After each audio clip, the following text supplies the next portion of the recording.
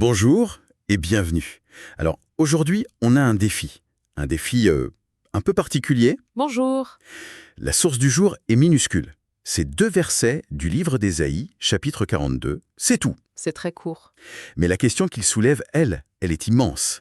Comment est-ce que 2 phrases, écrites il y a des millénaires, peuvent prétendre être en fait un plan d'action pour changer le monde? Mhm.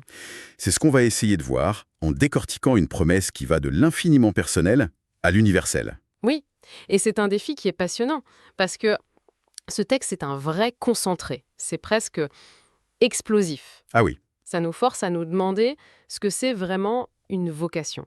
Et on va voir qu'il y a une tension permanente entre, d'un côté, un pouvoir qui est presque cosmique, absolu, oui, et de l'autre, une intimité qui est presque déconcertante. C'est dans cette tension, en fait, que se cache tout le mécanisme de la transformation qui est décrite ici. d'accord. C'est une progression millimétrée. On part d'une promesse et on aboutit à des actions très, très concrètes. Alors, allons-y. Le verset 6, il démarre sans aucun préambule avec une force incroyable. Moi, l'Éternel, je t'ai appelé pour le salut. La première chose qui me frappe, c'est ça, c'est entrer en matière. Moi, l'Éternel. C'est une affirmation d'autorité totale. Il n'y a pas de discussion. C'est une signature, en fait. Le nom, l'Éternel, YHW en hébreu, ce n'est pas juste un nom, D'accord.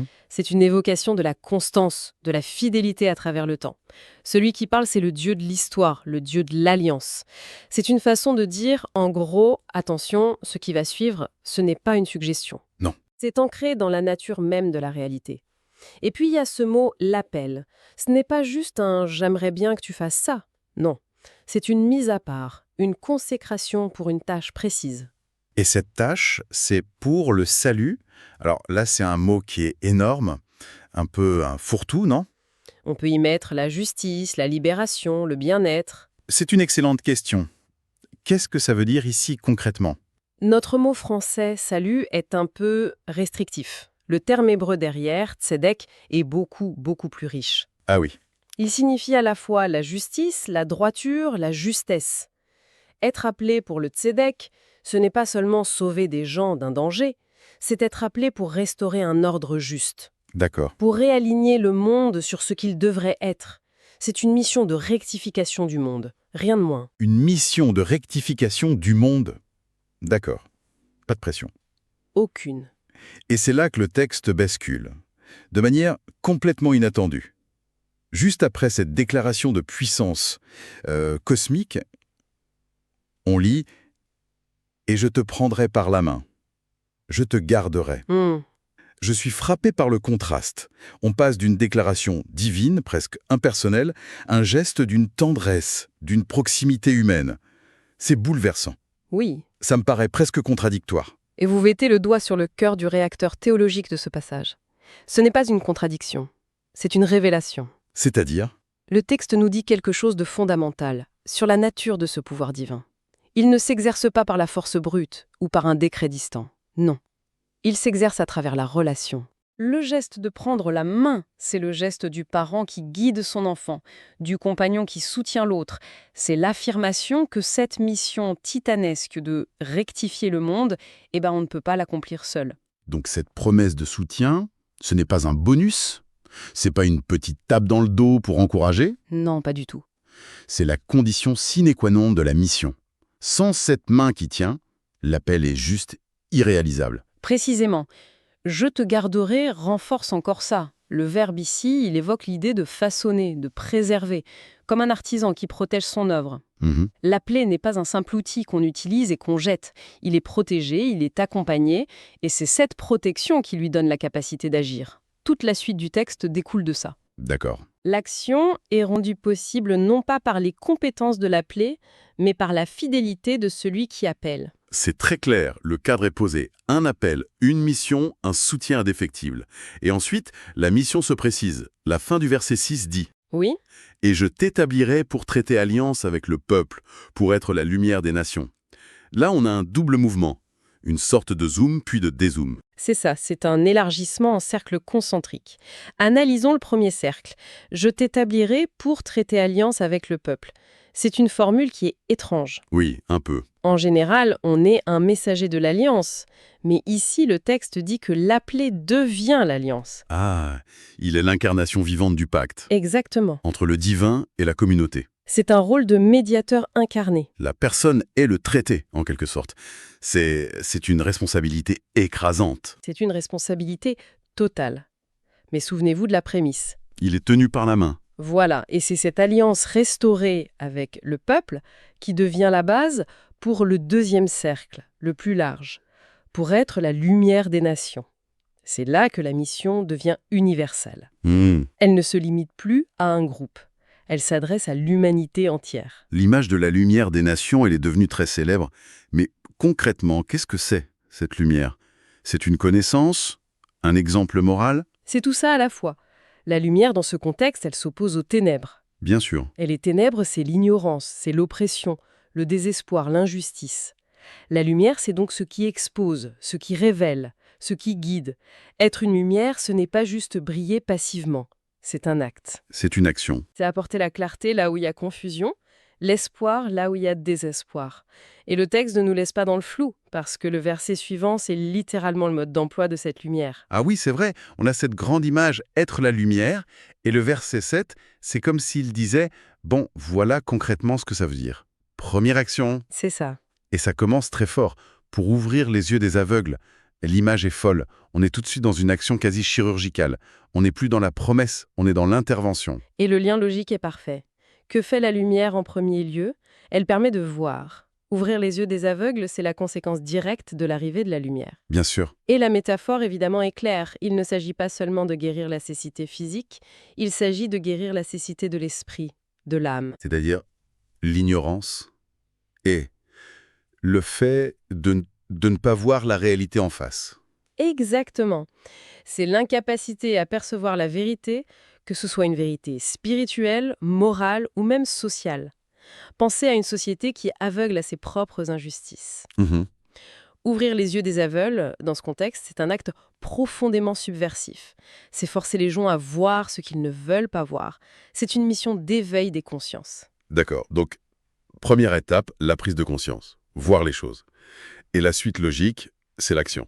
Le texte continue. Pour faire sortir de prison le captif. Voilà. Encore une image de libération extrêmement concrète. Et la question est la même. Est-ce qu'on parle de vraies prisons avec des barreaux? On parle de toutes les prisons. C'est la force de ce langage poétique. Bien sûr, pour les premiers auditeurs qui ont connu l'exil à Babylone, l'image d'une libération littérale était extraordinairement puissante. On imagine. Mais le texte a une portée qui dépasse cet événement historique. La prison, c'est toute forme d'enfermement qui déshumanise. C'est-à-dire? Ça peut être une prison politique, sous un tyran, ça peut être une prison sociale, comme les castes ou les systèmes qui enferment les gens dans une condition. Ça peut être une prison économique. La pauvreté, la dette? Oui, et ça peut bien sûr être une prison intérieure. La prison de l'addiction, de la peur, du traumatisme, Du désespoir. du désespoir. La mission, c'est de briser toutes ces chaînes, les visibles et les invisibles. Ce qui est fascinant, c'est que l'ordre est logique. D'abord, on ouvre les yeux. On fait prendre conscience de la prison. Et ensuite, on donne les moyens d'en sortir. C'est ça. On ne peut pas libérer quelqu'un qui ne se sait pas captif. Vous avez parfaitement saisi la psychologie de la libération qui est décrite ici.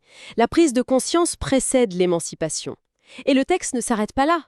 Il y a une dernière étape, un point culminant. Oui, la toute dernière phrase, qui intensifie encore l'image. Et de leur cachot ceux qui habitent dans les ténèbres. On sent la gradation, on passe de prison à cachot. C'est encore plus profond, plus sombre. Le cachot, c'est l'isolement total. C'est le lieu sans espoir. Et l'expression qui suit est « terrible de justesse, ceux qui habitent dans les ténèbres ». Oui, Il ne dit pas ceux qui sont de passage, mais ceux qui y habitent. Les ténèbres sont devenues leur environnement, leur normalité. Ils ont peut-être même oublié que la lumière existe. et là, le mot « ténèbres » fait directement écho à la lumière des nations du verset 6. La boucle est bouclée. C'est ça. La mission de la lumière atteint sa cible la plus difficile, ceux qui sont le plus profondément enfouis dans l'obscurité. C'est la démonstration finale de l'efficacité de la lumière. La mission est accomplie non pas quand on a éclairé ceux qui étaient dans la pénombre, mais quand on a réussi à atteindre et extraire ceux qui vivaient au cœur même des ténèbres. D'accord. C'est une action de sauvetage radicale. Tout le passage, depuis l'appel initial, converge vers cet acte de libération ultime. C'est vertigineux. Si on résume le chemin, on part d'une déclaration de pouvoir, moi l'Éternel, qui se transforme tout de suite en une promesse intime, je te prendrai par la main. Ce soutien permet d'endosser une mission à double détente, restaurer une alliance, puis devenir une lumière pour le monde. Et cette lumière, elle se traduit par un plan d'action en 3 étapes: faire voir, libérer et sauver du désespoir le plus total. Oui. Le contraste entre le point de départ, ce geste si simple, tenir une main, et le point d'arrivée, changer le monde, il est immense. Et c'est ce contraste qu'est le message principal. Le texte nous dit que les plus grandes transformations ne commencent pas par des programmes ou des décrets, mais par une vocation personnelle, soutenue par une relation de confiance. La révolution commence par une main tendue. En quelque sorte, oui. Et il reste une dernière question en suspens, peut-être la plus importante. Laquelle? Le tu. Depuis le début, le texte s'adresse à un tu. Je t'ai appelé, je te prendrai par la main. Mais ce tu, il n'est jamais nommé. C'est vrai. Au fil des siècles, on a dit que c'était le prophète Ésaïe, ou le peuple d'Israël, ou une figure messianique. Les interprétations sont nombreuses. Mais le fait que le pronom reste ouvert, c'est peut-être intentionnel. Pour que tout le monde puisse se sentir concerné. Pour nous laisser avec une question fondamentale. Qu'est-ce que ça change de présenter une mission aussi universelle, être la lumière des nations, à travers le prisme d'un appel aussi direct et personnel? Le texte semble suggérer que le changement global, ce n'est pas une abstraction. Ça passe par des individus qui acceptent une responsabilité. Il ne dit pas « le monde doit changer ». Il dit « je t'appelle toi pour être un agent de ce changement ». D'accord, mais alors, comment est-ce que ça peut nous parler aujourd'hui? Qu'est-ce qu'on en retire? Peut-être que la véritable question que ce texte nous renvoie, c'est celle-ci. Si une transformation du monde, aussi grande soit-elle, commence par une vocation individuelle et un soutien relationnel, Oui. alors où et comment, dans nos propres vies, sommes-nous appelés à être une petite lumière? Où sont les yeux à ouvrir, les prisons, même symboliques, à faire tomber, les cachots de solitude ou de désespoir à éclairer? Le texte ne donne pas de nom au-dessus, nous laissant peut-être le soin de nous demander si, à notre échelle, une partie de cet appel ne nous serait pas aussi adressée.